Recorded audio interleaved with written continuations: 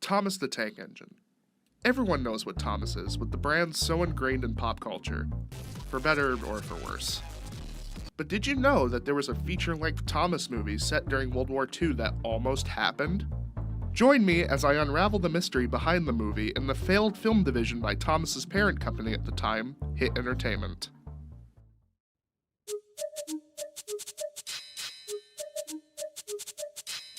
For those not in the know, Thomas is a franchise that started in the 1940s as a series of books by the Reverend Wilbert Awdry.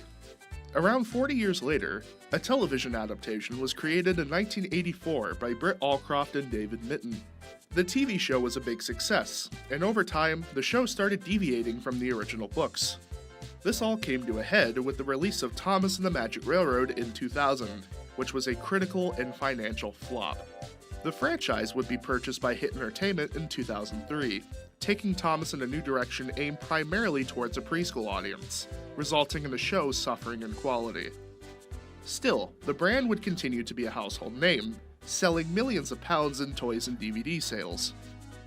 Even so, Hit had big plans on the horizon, plans to take Thomas to the big screen.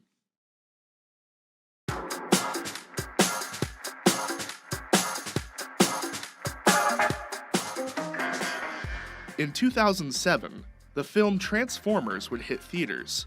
Based on the popular toy line from Hasbro, the film was a massive success with audiences at the time, earning $709.7 million in the box office. Due to the film's success, various toy companies would take note and plan feature films based on their popular toy lines. This included Hit Entertainment. In 2009, Hit would launch a new division of the company in Los Angeles with producer Julia Pister, simply called Hit Movies. In early 2010, Hit commissioned 4 Rip-O-Matic pitch trailers for each property they wanted to bring to the big screen. These properties included Thomas, Bob the Builder, Barney, and Angelina Ballerina. Each trailer would borrow footage from various movies to give investors an idea of what the films would be like. These can be found online today. Out of the 4 films pitched, Thomas was the only one that gained significant traction. Pre-production began in late 2009, with Nitrogen Studios providing concept art and a CGI render of Thomas as a prototypical steam locomotive, without a face. Most likely around early 2010, Shane Acker, director of 9, signed on as the film's director, with the script written by Josh Klausner, who wrote Shrek the Third and Shrek Forever After. Will McRobb and Chris Viscardi joined the project to revise the script further. Meanwhile, Hit would partner with Weta Workshop to help supply the film's visual effects for the engines in the island of Sodor. In June of 2011, the film would officially be announced to the general public, complete with a plot summary, a release date of 2013, and a promotional poster by Nitrogen Studios. In January of 2012, Shane Acker gave an interview with UCLA, giving details about his involvement as director. "It probably isn't something you imagine me being immediately attached to, this material," Acker says. "I think it's really fun. A world of just trains, a train-centric world. What would that world be like? A world of trains without people."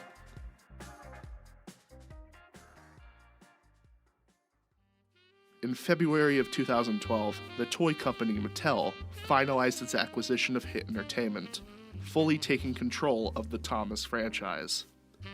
This buyout would prove fatal, as the movie would be cancelled, never making it to the filming stages.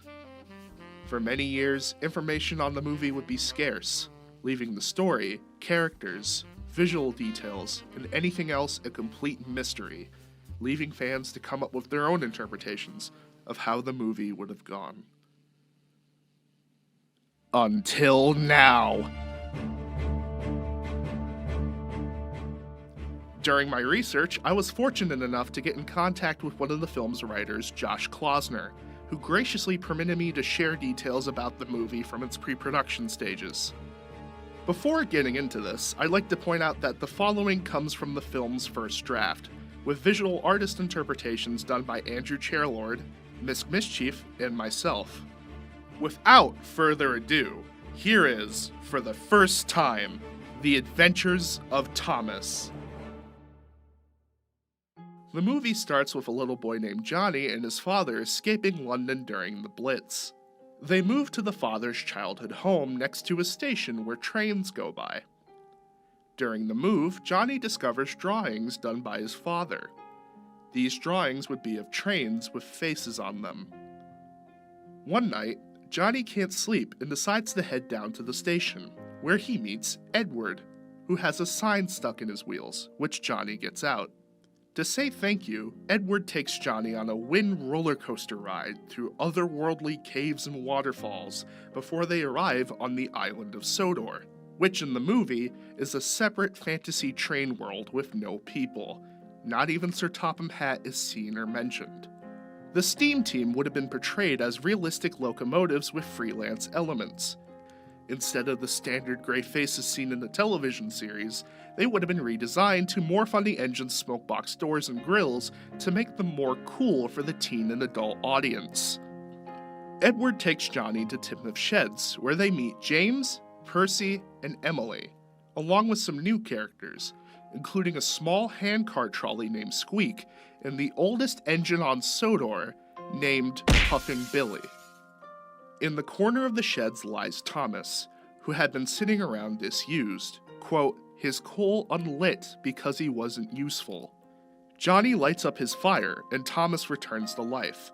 He mistakes Johnny for his father, who used to travel with him long ago. Throughout the film, Johnny travels back and forth between Sodor and the real world, telling his father about his adventures. His father doesn't believe him until he reunites with Thomas at the tail end of the movie, realizing that his childhood memories were real. On the other side of the island lies an industrial, grimy train city where all of the diesels live.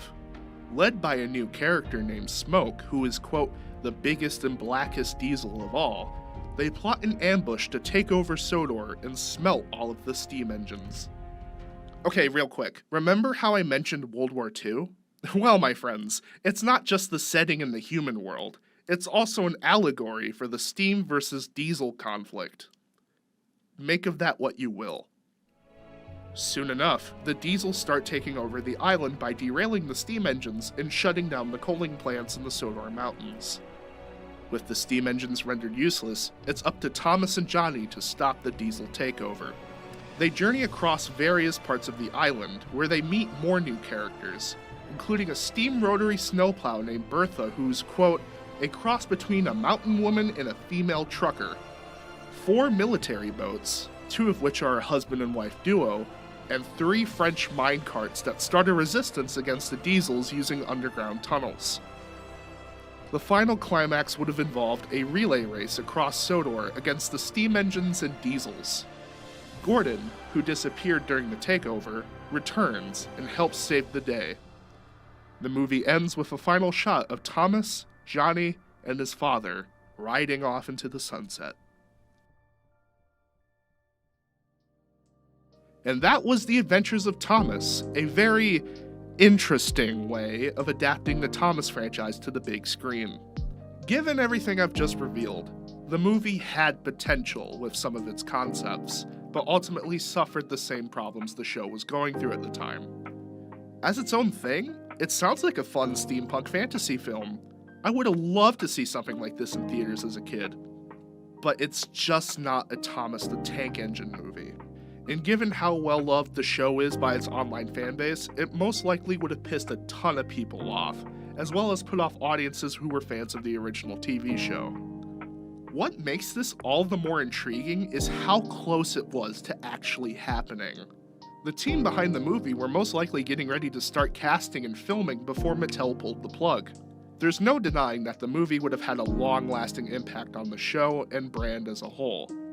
We'll never really know whether it would have had a good or bad effect, and maybe that's for the best. Thank you.